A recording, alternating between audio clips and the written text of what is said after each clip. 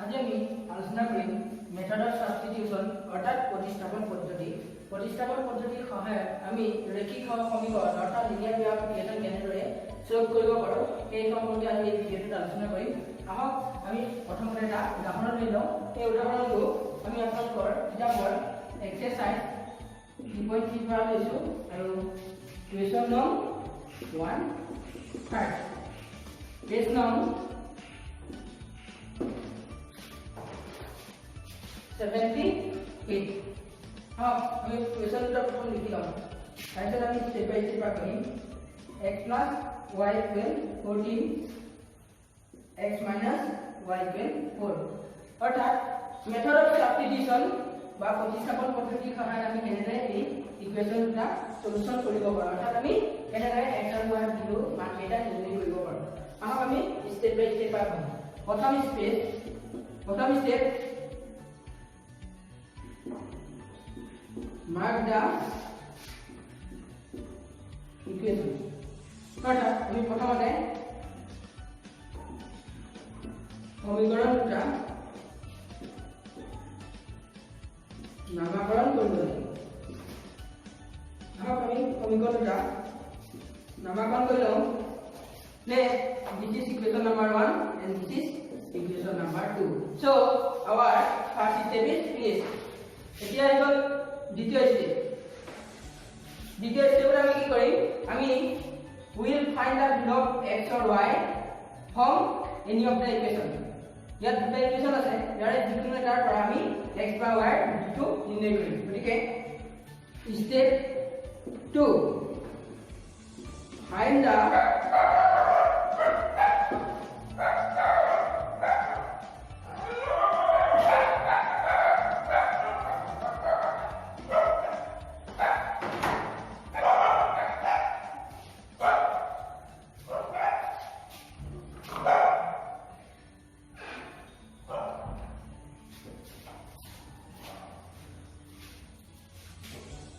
value of x or y from 1 or 2 এক বা 2 নং সমীকৰণৰ পৰা x বা y ৰ মান আহক আমি দ্বিতীয় স্টেপ আৰম্ভ কৰোঁ। আমি প্ৰথম সমীকৰণকে লৈ লৈছো। ইয়াত চাব যিটো সমীকৰণ বেছি সহজ হৈ থাকে সিম্পল হৈ থাকে সেইটোকে আপোনালোকে ব্যৱহাৰ কৰিব। আমি প্ৰথমটো লৈছো নাও 1 plus x plus y equal 4 আমি ইকুৱেশ্যনটো প্ৰথম লিখি লৈছো। ইয়াক আমি x ৰ ভ্যালু দিম গতিকে x টো এইফালে ৰাখি দিম। So y equal what 14 minus 1 plus y will be minus 1 when moving forward to right hand side. So x equal 14 minus 1 এইটো হৈছে x ৰ value. This will be the value of x. So we mark it as equation number 3. গতিকে আমাৰ দ্বিতীয় step সম্পূৰ্ণ হৈছে। আহক আমি এতিয়া তৃতীয় স্টেপলৈ আহিম। তৃতীয় স্টেপত আমি কি কৰিম তৃতীয় স্টেপত আমি x বা y যিটো ভ্যালু পালো সেই ভ্যালুটো আমি অন্য ইকুৱেশ্যনত পুট কৰি দিম অৰ্থাৎ বহুৱাই দিম।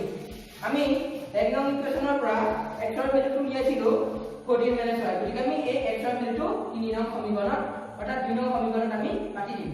So that will be third step. So right now putting the value of we find value of x from 3 in 1 into we'll put into অর্থাৎ এতিয়া 3 পৰা x ৰ মান 2 বহুৱাই পাম। 3 পৰা আমি এই 3 নং সমীকৰণৰ পৰা x ৰ মান 14 minus y আমি 2 নং সমীকৰণত বহুৱাই দিম যিটো নেকি আমি প্ৰথমতে ব্যৱহাৰ কৰা নাছিলো। আমি বহুৱাই কি হয় চাওঁ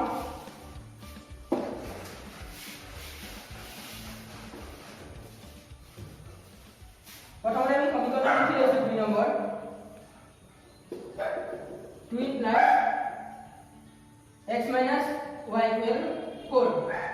So x or value কিমান আছে 14 minus y. So x or ঠাইত আমি 14 minus y কাটি দিলো। এতিয়া মাইনাস আছে y আছে আৰু সমান চিহ্ন আছে আৰু 4 আছে। গতিকে আমি এইটো সমাধান কৰিলেই হ'ব। এইটো সমাধান কৰিলে আমি y ভ্যালুটো পাই যাম 14 minus y minus y minus 12y equal 4.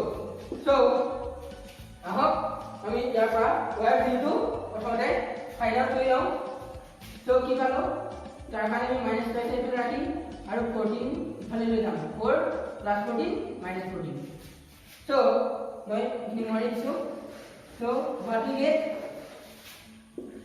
minus 5y equal 4 minus 14 minus 10 minus minus dot cancel. So 2y equal 10. So 2 to পূৰণ হৈছে গতিকে এটো হৰণ হৈ যাব 2 will be divided into y equal 5. গতিকে আমি এতিয়া y to ভ্যালু পাই গলো y ভ্যালু 5 পাই গলো। এতিয়া সেই সিস্টেমত আমি কি কৰিম y to ভ্যালু পালো এইটো আমি 3 নং সমীকৰণত বহাই দিম। গতিকে এটোকে কৰক আকৌ লিখক আপোনালোকে। Now putting the value of y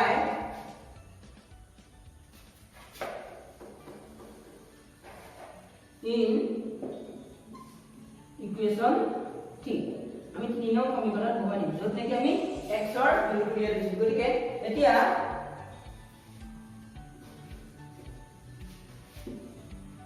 y ৰ মান 3 নং সমীকৰণত বহাই পাম। আমি 3 নং সমীকৰণত যদি y ভ্যালুটো পাতি দিও তেতিয়া x ৰ ভ্যালু পাই যাম। কাৰণ in the equation 3 we have find out the value of x. So আমি প্ৰথমতে 3 নং ইকুৱেশ্যনটো লিখি লওঁ 3 implies x equal 14 minus y. So 14 minus y is what? Y value কিমান আছে 5 আছে। গতিকে y value 5 আমি পাতি দিলো। So 14 ৰ 5 9 14 minus 5 equal 9. So x equal 9 and y equal 5. আমি পাই গলো। গতিকে এইটো আমাৰ সলিউশন হ'ব। গতিকে x equal 5 y equal 9 and y equal 5. That will be our solution. আপোনালোকে যদি এই ভিডিওটো চাই ভাল পাইছে তেনেহলে এই ভিডিওটো এটা লাইক কৰি দিব, আমাৰ চেনেলটো সাবস্ক্ৰাইব কৰি দিব আৰু লগতে এই ভিডিওটো মৰমৰ দশম শ্ৰেণীৰ ছাত্ৰ-ছাত্ৰী সকললৈ শ্বেয়াৰ কৰি দিব। যিসকল ছাত্ৰ-ছাত্ৰী এই ভিডিওটো বৰ্তমান চাই আছে তেওঁলোকে তেওঁলোকৰ নিজৰ বন্ধু-বান্ধৱী সকলৰ লগত এই ভিডিওটো শ্বেয়াৰ কৰি নিজৰ লগতে তেওঁলোকৰ বন্ধু-বান্ধৱীকো অলপ হ'লেও সহায় কৰিব বুলি আশা ৰাখিলোঁ। লগতে নতুন ভিডিওসমূহৰ নটিফিকেশ্যন লাভ কৰিবৰ বাবে এই বেল আইকনটো দবাই দিব। ধন্যবাদ।